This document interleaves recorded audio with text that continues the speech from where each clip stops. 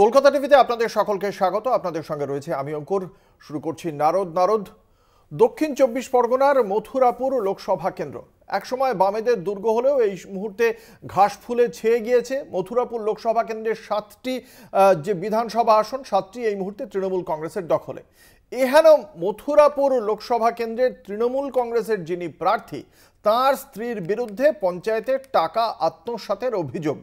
BDO এসডিওকে অভিযোগ জানিয়েও ফল মেলেনি, এমনটাই দাবি করছেন বর্তমান পঞ্চায়েত প্রধান, স্থানীয় বিজেপি নেতা, এবং সেই কারণেই কলকাতা হাইকোর্টের দ্বারস্থ হয়েছেন বিজেপির পঞ্চায়েত প্রধান। ৭০ দশকের লাল দুর্গ মথুরাপুর এখন পুরোটাই ঘাস ফুলে ঢাকা। বর্ষিয়ান চৌধুরী মোহন জাটুয়ার কেন্দ্রে এবার তৃণমূলের বাজি যুব নেতা বাপি হালদার, বিপক্ষে বিজেপির অশোক পুরকায়েত। প্রার্থীর নাম ঘোষণার পর থেকেই ময়দানে বাপি, প্রচারে ঝড়। কিছুটা পিছিয়ে অশোক, কিন্তু এর মাঝে বিজেপির একটি অভিযোগ নিয়ে সরগরম মথুরাপুর। খোদ তৃণমূল প্রার্থীর স্ত্রীর বিরুদ্ধে পঞ্চায়েতের টাকা আত্মসাতের অভিযোগ। কাঠগড়ায় বাপি হালদারের স্ত্রী শেলি হালদার। আদালতের দ্বারস্থ বর্তমান বিজেপি পরিচালিত পঞ্চায়েত প্রধান অনুপ কুমার মিস্ত্রি। ২০১৮ থেকে ২০২৩ মথুরাপুরের কৃষ্ণচন্দ্রপুর গ্রামের পঞ্চায়েত প্রধান ছিলেন শেলি। এই সময় তিনি পঞ্চায়েতের প্রচুর টাকা চুরি করেন বলে অভিযোগ।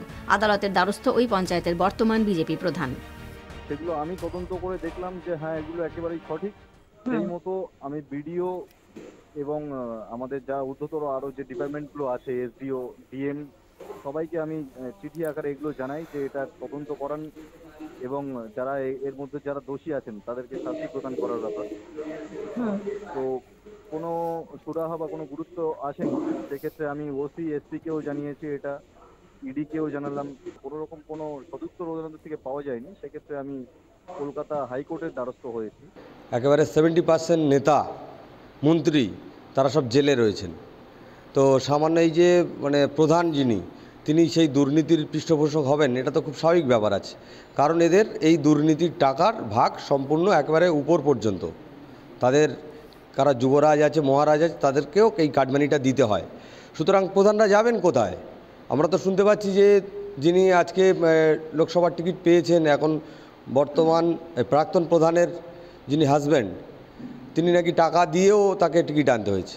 সুতরাং এই টাকাগুলো আসবে কোথা থেকে? কৃষ্ণচন্দ্রপুর পঞ্চায়েতের প্রধান শিলি হালদার এবং তার স্বামী বাপি হালদার এখন মথুরাপুর লোকসভা কেন্দ্রের প্রার্থী।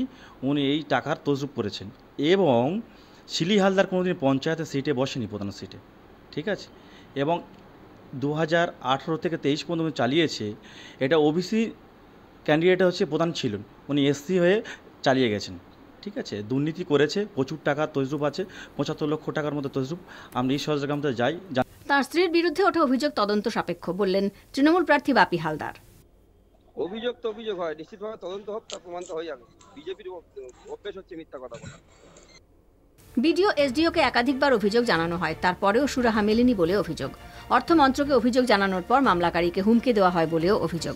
এরপরেই আদালতের দ্বারস্থ বর্তমান পঞ্চায়েত প্রধান। সিবিআই ও ইডিকে দিয়ে তদন্তের নির্দেশ চেয়ে মামলা দায়েরের আবেদন। চলতি সপ্তাহে শুনানির সম্ভাবনা। পীযূষকান্তি নাগ ও কোয়েল মণ্ডলের রিপোর্ট, কলকাতা টিভি। আমরা এই যে অভিযোগ, সেই অভিযোগ নিয়ে কথা বলবো। আমাদের সঙ্গে রয়েছেন দুজন বিশিষ্ট অতিথি, দর্শকদের সঙ্গে পরিচয় করিয়ে দেবো। আমাদের সঙ্গে রয়েছেন বিজেপির মথুরাপুর সাংগঠনিক জেলার সাধারণ সম্পাদক সুব্রত হালদার, এবং আমাদের সঙ্গে রয়েছেন দক্ষিণ ২৪ পরগনা জেলা পরিষদের সদস্য, তৃণমূল কংগ্রেসের নেতা অখিলেশ বারুই। আপনাদের দুজনকেই কলকাতা টিভির পক্ষ থেকে স্বাগত জানাই। আমি প্রথমে আসবো বিজেপির মুখপাত্রর কাছে, সুব্রত বাবুর কাছে। আমার প্রশ্ন, এই যে আপনারা যে অভিযোগটা করছেন আপনাদের দলের পঞ্চায়েত প্রধান অনুপ কুমার মিস্ত্রি, সেই অভিযোগের প্রেক্ষিতে তিনি বলছেন যে তিনি সর্বোচ্চ মহলে যাওয়ার পর সেখান থেকে কাজ না হওয়ার পর তিনি হাইকোর্টের দ্বারস্থ হয়েছেন। এই অভিযোগের নথিপত্র আপনাদের কাছে আছে? আমাদের কাছে 100 ভাগ নথিপত্র আছে। আমাদের কাছে 100 ভাগ নথিপত্র আছে। নথিপত্র ছাড়া আমরা হাইকোর্টে যেতে পারি না। যখন আমরা হাইকোর্টে যাচ্ছি তখন ভাবতে হবে আমাদের কাছে 100 ভাগ নথিপত্র আছে। এই নথিপত্র থাকা সত্ত্বেও প্রশাসন কেন কাজ করলো না? কি বললো প্রশাসনের কর্তারা?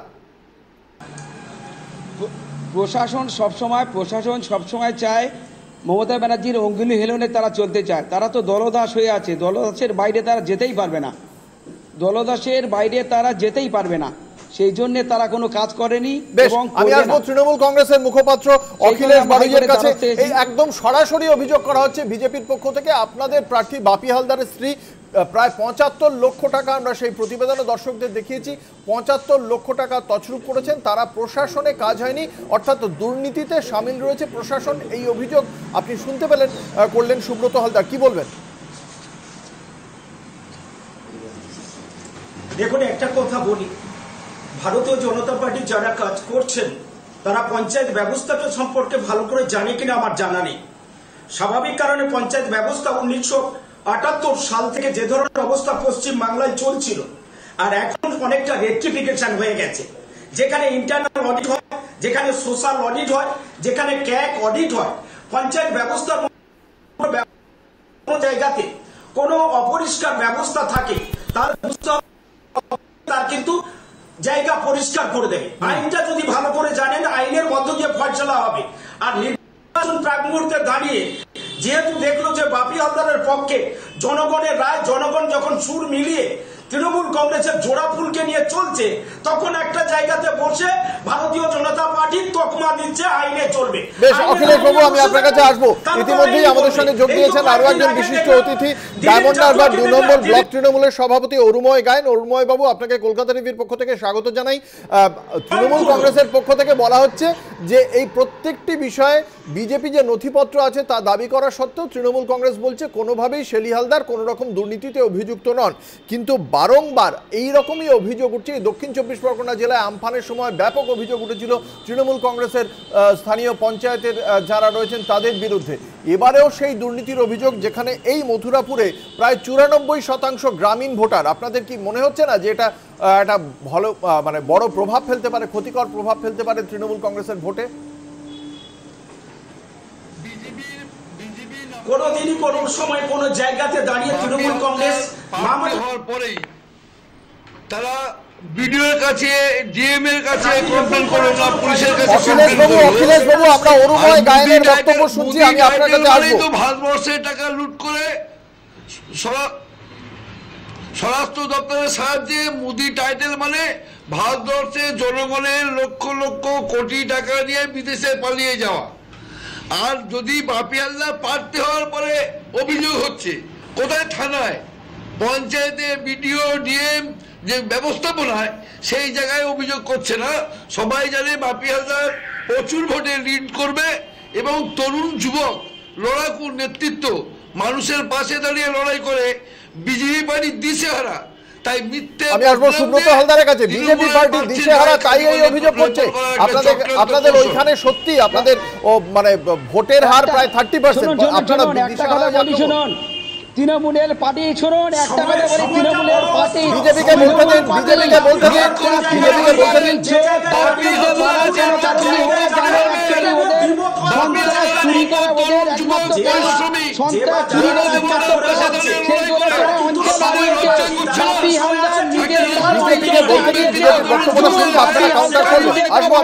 হারিয়েছে।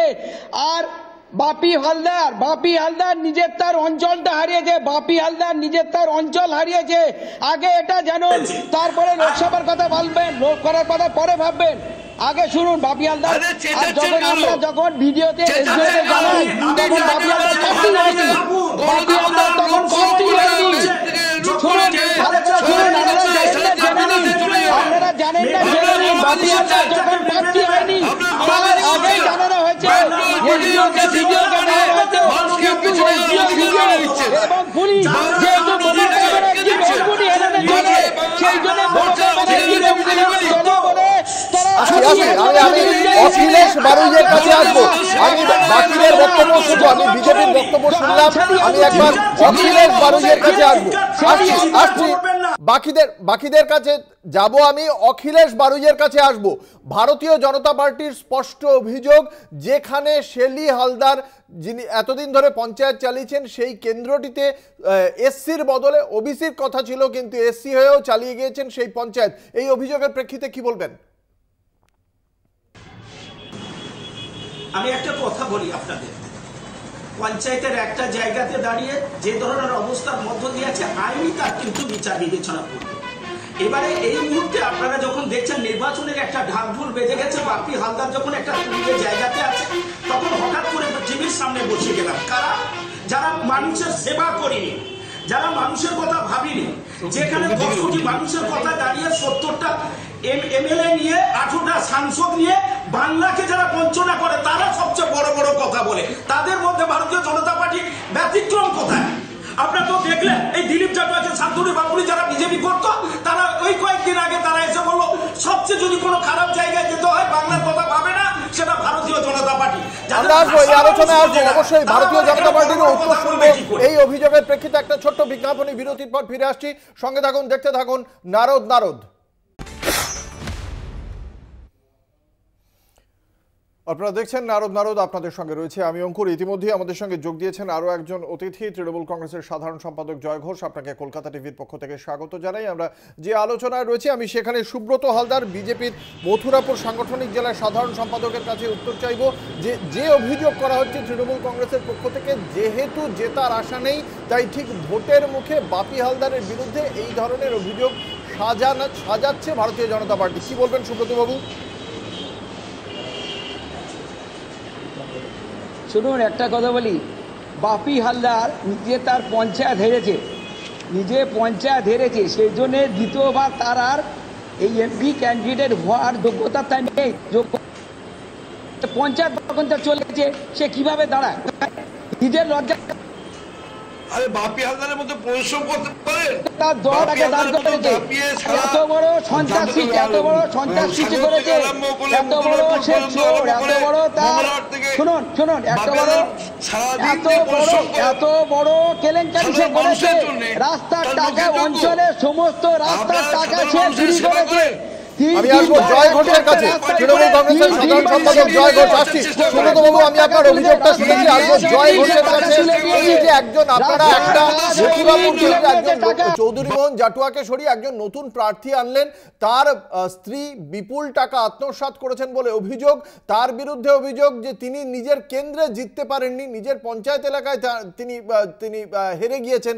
সেরকম একজন লোককে কেন প্রার্থী করা হলো? কোনো স্বচ্ছ প্রার্থী খুঁজে পাওয়া গেল না? আপনার অভিজ্ঞতা নেই আর রাজনৈতিক দল তৃণমূল কংগ্রেসের জয় ঘোষের বক্তব্যটা শুনতে চাইছি। কোন জায়গায় তকমা দিচ্ছেন? জীবনে কোনোদিন কোনো মানুষের কাছে আপনি দাঁড়িয়েছেন কিনা আমার জানা নেই। আপনি যদি দাঁড়াতেন তাহলে বলতেন যে বিজেপি কাছে আসবে, ন্যায় নীতি আদর্শ কিভাবে ঠিক করে জানবে, বিজেপি কাছে আসবে, ন্যায় নীতি আদর্শ সত্য ন্যায় কিভাবে বাকিদের বক্তব্য শোনার ধৈর্য রাখুন। আমি জয় ঘোষের কাছে উত্তর চেয়েছিলাম। জয়, হ্যালো। হ্যাঁ বলুন। হ্যালো, হ্যাঁ, যে কথাটা বলছি ধৈর্যচ্যুতি ঘটবেই, তার কারণ বারবার চেষ্টা করেও পশ্চিমবাংলার দখলটা ওই সাম্প্রদায়িক দলটা নিতে পারছে না। ওদের ভেতরে সমস্ত দোসরকে প্রয়োগ করেও এই বাংলার জননেত্রীর যে ক্যারিশমা, তার উপরে দাঁড়িয়ে ওই সাম্প্রদায়িক দলটা বারবার পরাজিত হচ্ছে, ওদের ধৈর্যচ্যুতি ঘটবে। যে কথাটা বলতে চাইছিলাম, যিনি বলছিলেন একটু আগে যে পঞ্চায়েত ভোটে জিততে পারেনি, সে কেন লোকসভার প্রার্থী হবেন? দেখুন, fail is the pillar of success, একটা কথা আছে। বারবার ধরে বাংলার বুকে পরিযায়ী হয়ে এই বাংলার বুকে এসে ফিনিক্স পাখির মতো লড়াই করেও এই বাংলায় দখলদারিটা করতে পারেনি ওই সাম্প্রদায়িক দল। ওই মথুরাপুরে ব্যাপক ভোটে বাপি হালদার জিতবেন বলে একটা রাজনৈতিক ষড়যন্ত্র করে বাপি হালদারকে অভিযোগ নিয়ে এসে তাকে ফাঁসানোর চেষ্টা করা হচ্ছে। আমরা কিছুদিন আগে এক সংবাদপত্রে দেখছিলাম যে 5,776খানা অভিযোগ করেছে ইডি সিবিআই, তার ভেতর 23খানা মানুষকে দোষী সাব্যস্ত করতে পেরেছে। আর যারা এর ফাঁক গলে বেরিয়ে গেছে তারা ললিত মোদী, বিজয় মালিয়ার মতো মানুষ। আমরা ভারতীয় জনতা পার্টি এই মথুরাপুর লোকসভা কেন্দ্রে পরিযায়ী শ্রমিকের সংখ্যা যথেষ্ট বেশি, তাহলে এখানে কি এমন উন্নয়ন করতে পারলো তৃণমূল কংগ্রেস যে তারপরেও পরিযায়ী শ্রমিক এরা এই লোকসভা কেন্দ্রে এত বেশি হলো? না, আমি আপনাকে বলছি, সারা বাংলা জুড়ে যে উন্নয়নটা রয়েছে, ঠিক আছে, মথুরাপুর তার ব্যতিক্রম নয়। বিভিন্ন মানুষ বিভিন্ন পেশার তাগিদে বিভিন্ন জায়গায় যেতে পারেন, কারণ আমাদের এখানেও অন্যান্য প্রদেশের মানুষ এসে কিন্তু তারা এখানে কাজ করছেন। সুতরাং প্রত্যেকটা অঙ্গরাজ্য একত্রে দাঁড়িয়ে আমরা সার্বভৌমত্ব ভারতবর্ষকে আমরা চিহ্নিত করি। বাংলার বুকে প্রচুর উন্নয়ন হয়েছে 2011 সাল থেকে। সদস্য এই মথুরাপুর লোকসভা কেন্দ্রের 94% গ্রামীণ ভোটার, যদি এরকম একটা বার্তা যায় যে লোকসভা নির্বাচনের প্রার্থীর স্ত্রী গ্রামীণ এলাকায়, পঞ্চায়েত এলাকায় এরকম বিপুল তছরূপ করেছেন, তাহলে সেটা কি খুব ভালো বার্তা হবে তৃণমূল কংগ্রেসের জন্য? না না না না, আমরা একদম বলছি যে কথাটাকে শুনুন। আমাদের অখিলেশ বাড়ুইয়ের কাছে আসছি। জয়, আমি আপনার বক্তব্য শুনেছি। আমি বলুন অখিলেশ বাবু, বলুন। হ্যাঁ শুনুন, আমি একটু কথা বলি। আমরা যে ধরনের যে প্রশ্নগুলো ভারতীয় জনতা পার্টি করছে, ওনাদের ওই জায়গাতে দাঁড়িয়ে ওই স্টুডিওর মাধ্যমে আপনার বিজ্ঞাপন দেওয়া ভালো। আমরা ভারতবর্ষের মানুষ পেপার পত্রিকাগুলো যেগুলো আছে সেগুলো আমরা বুঝে গেছি। আর আমরা বুঝে গেছি ইতিমধ্যে কিন্তু জম্মু কাশ্মীরে যেখানে 84টা সাংবাদিক সংস্থা ছিল তার মধ্যে সবগুলো অফ করে দিয়ে 4-5টা চালিয়ে মানুষকে কোন জায়গায় এদের দৃষ্টান্ত। স্বাভাবিক কারণে বলি যে একটা গ্রাম পঞ্চায়েতের উপরে দাঁড়িয়ে থেকে মথুরাপুরে যেখানে 7 জন বিধায়ক আছে, বিধায়কের পরিসংখ্যান অনুসারে 2.5 লক্ষেরও বেশি ভোটে যখন বাপি হালদার জিতবে এরকম একটা পরিসংখ্যান, তখন স্টুডিও বসে বিজেপি বলছেন কতগুলো কুৎসা ঘটানো যেতে পারে। আমি সুব্রত হালদারের কাছে আসবো। ভারতীয় জনতা পার্টি, তৃণমূল কংগ্রেসের পক্ষ থেকে যেটা বলা হচ্ছে, গতবার 2021-এর যদি আমরা ভোট দেখি, সেখানে 7টা বিধানসভায় 7টাই তৃণমূলের দখলে ছিল। টোটাল বিজেপির ভোট ছিল 36.4%, আর তৃণমূলের সঙ্গে ব্যবধান ছিল 14%। কি বলবেন, এরপরেও জেতার কোন রকম আশা রাখছেন বিজেপি?